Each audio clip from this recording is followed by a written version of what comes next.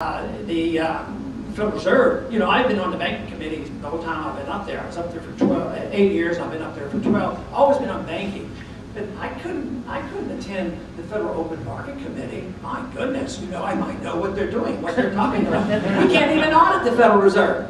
So wouldn't you think that everybody in the country, no matter whether you endorse the principles of the central bank, don't you think everybody in this country should demand that the members of Congress take the position that we ought to at least know what they're doing to the money and whose interests are best being served by the kind of monetary system we have? Yeah.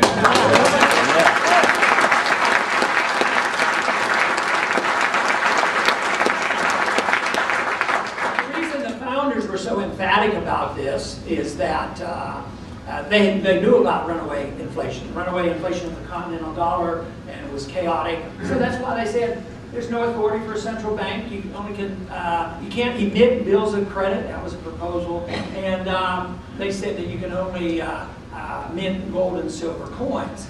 And now that is a strange creature that very few want to pay attention to. But I find so fascinating is that it's okay. It's much better to talk about it today than it was a year and a half ago. That message is out, the dollar is crashing, prices are going up, financial bubbles are there, and it's not that complicated. They like to say, well, that's too complicated, we can't handle this whole thing about the Federal Reserve System. But how much does it take to explain to somebody who would just listen for 3 minutes that if you print a lot of paper money, the value of that money is going to go down? I mean, it is no more complicated than that. And there's a lot of reasons they print money. Most of the reason is to monetize our debt. We create the debt, we can't borrow enough money. So we send it to the Fed, and the Fed creates the money out of thin air. But it also serves the interest of the banks because they get to, through fractional reserve banking, they get the benefit as well. But it also gets, the big problem with inflation, it serves some people more than others. If everybody's prices would go up at the same rate, and everybody's salary would go up at the same rate, and everybody receiving Social Security would get their benefits at the same rate, it wouldn't be a theoretical problem. But then why do it? But what happens is some people benefit more than the others. And the politicians benefit because they get to spend the money first. The banks get to spend the money next. The military-industrial complex and other international corporations get the money. But then when the money circulates, and then the high prices come, so the person who's hit the most is the person who's low middle income, who's still trying to make it on their own. You know, if they're completely on welfare, it might not hit as bad. But even there, it hurts because they still have to pay money to live. So the characteristic of inflation, it wipes out the middle class. That is one characteristic about inflation, and there is a transfer of wealth until, or if you have a major calamity, such as in Germany, but there's a transfer of wealth from the middle class to the wealthy. Just think of what's happening on Wall Street. A lot of firms are going bankrupt, and they should go bankrupt. But have you seen that sometimes they go bankrupt, and the guy that ran the company for the last 3 years gets a $30 million bonus? I mean, that's a transfer of wealth. That's not capitalism. In capitalism, the guy that bankrupts a company doesn't get anything. But this is why the monetary issue is so important. It's going to remain important.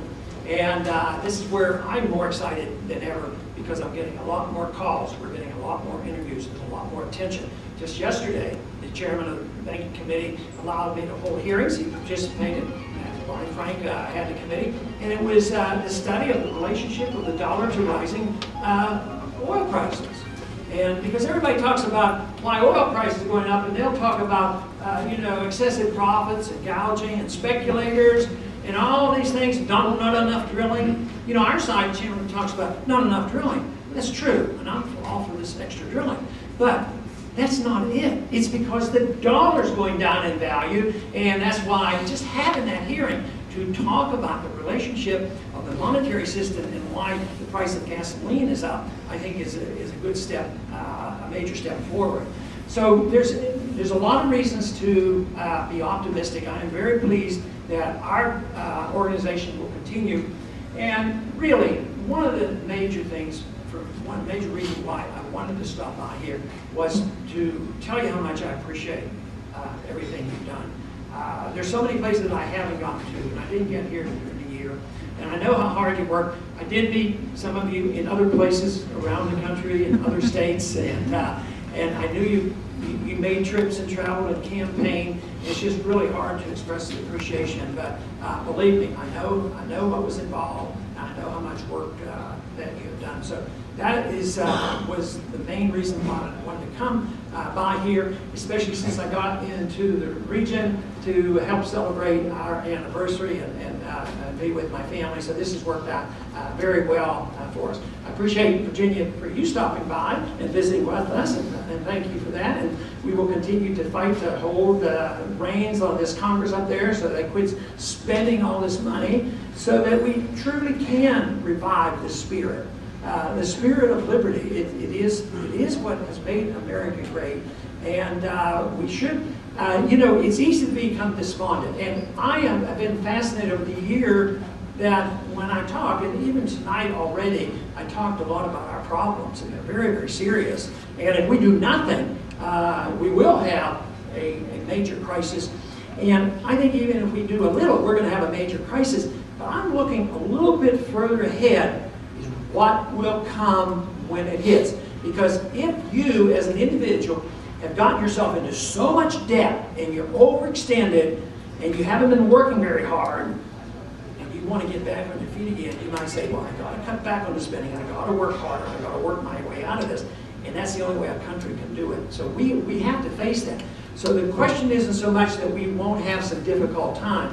The question is what are we going to replace this with?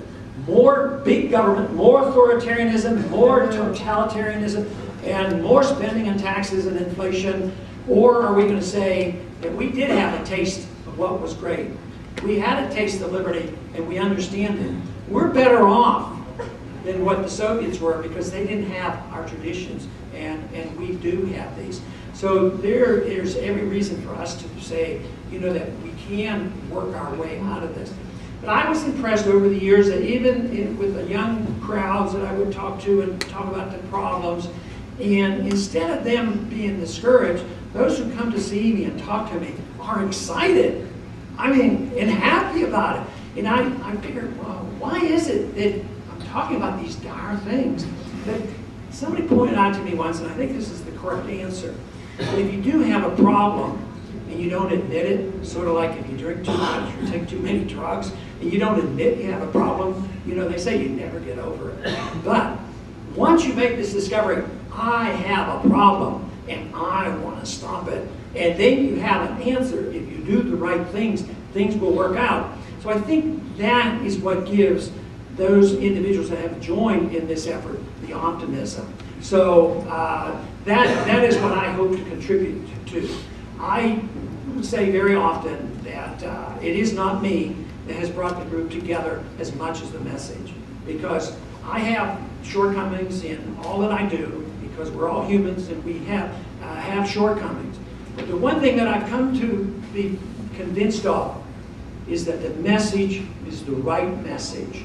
My job is to understand it and transfer that message and explain that message and to vote that message, because I am absolutely convinced that if you have any humanitarian instincts, that you care about your fellow man, if you care about poverty and hunger, if you care about AIDS or any other thing, if you care about the environment, I think it comes from private property ownership and personal responsibility and limited government, and this whole idea of the total rejections of violence against our neighbor, total rejection of the government using violence to have their way.